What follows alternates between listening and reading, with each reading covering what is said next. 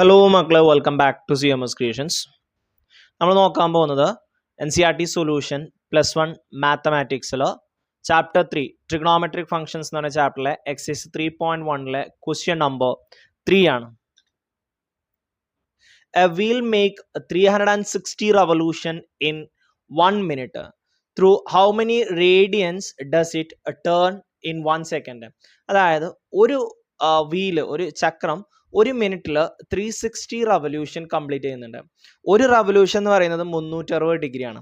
അത്തരത്തിൽ 360 ഡിഗ്രി എന്ത് ചെയ്യുന്നുണ്ട്, കറങ്ങുന്നുണ്ട്. ഇത് റേഡിയൻ മെഷർമെന്റിൽ എത്ര വരും എന്നാണ് ചോദിച്ചിട്ടുള്ളത്. അതും ഒരു സെക്കൻഡിലാണ് കേട്ടോ. ഈ 360 എന്ന് പറയുന്നത് ഒരു മിനിറ്റിലാണ്, അപ്പോൾ ഒരു സെക്കൻഡിലാണ്. അപ്പോൾ ആദ്യം നമ്മൾ ഒരു സെക്കൻഡിൽ എത്ര ഡിഗ്രി ഉണ്ടെന്ന് കാണണം. ഈ ഡിഗ്രീനെ നമ്മൾ എന്ത് ചെയ്താൽ മതി, റേഡിയനിലോട്ട് മാറ്റിയാൽ മതി. അപ്പോൾ ആദ്യം ഇത് എത്രയാണെന്നുള്ളത് നമുക്ക് നോക്കാം. ഒരു റവല്യൂഷൻ എന്ന് പറയുന്നത് 360 ഡിഗ്രിയാണ്. ഒരു റവല്യൂഷൻ എന്ന് പറഞ്ഞു കഴിഞ്ഞാൽ ഒരു കംപ്ലീറ്റ് സർക്കിളാണ്.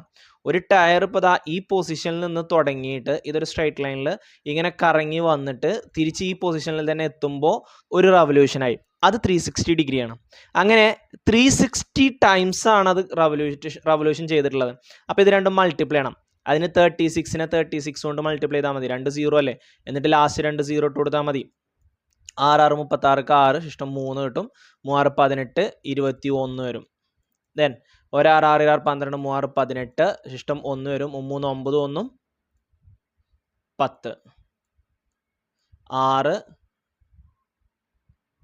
8 1 9 2 1. ഇനി 2 0 ഇട്ട് കൊടുക്കാം. ഓക്കെ, 129600. ഓക്കെ, ഇത് ഇനി ഇവിടെ ശ്രദ്ധിക്കണേ. ഇത് ഒരു മിനിറ്റിലാണത്. നമുക്ക് വേണ്ടത് സെക്കൻഡാണ്. ഒരു മിനിറ്റ് എന്ന് പറഞ്ഞു കഴിഞ്ഞാൽ 60 സെക്കൻഡാണ്. ഒരു മിനിറ്റ് എന്ന് പറഞ്ഞു കഴിഞ്ഞാൽ 60 സെക്കൻഡാണ്. അപ്പോൾ ഒരു മിനിറ്റ് 60 സെക്കൻഡ് ആകുമ്പോൾ നമ്മൾ നോക്കണം ഒരു സെക്കൻഡിൽ എത്രയാണെന്നുള്ളതാണ് ഇനി അടുത്ത് നമ്മൾ കണ്ടുപിടിക്കേണ്ടത്. ഒരു മിനിറ്റ് 60 സെക്കൻഡാണ്.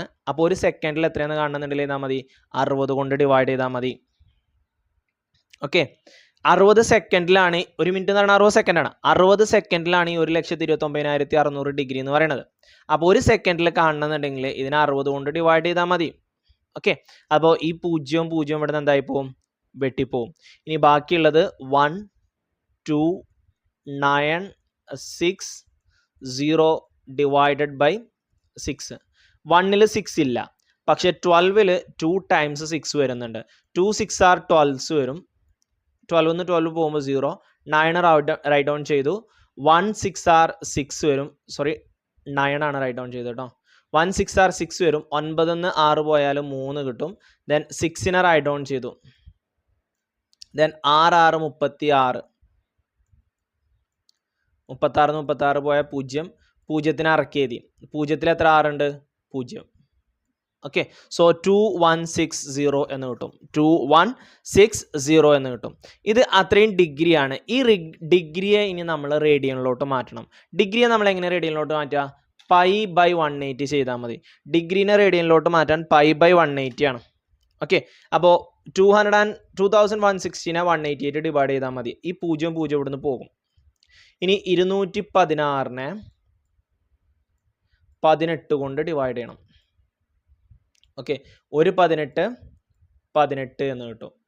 21 18 പോയാൽ ബാക്കി എത്ര ഉണ്ടാവും, 3 ഉണ്ടാവും അല്ലേ. 18 കഴിഞ്ഞാൽ 19 20 21 3 അല്ലേ. 6നെ അറക്കി എഴുതി.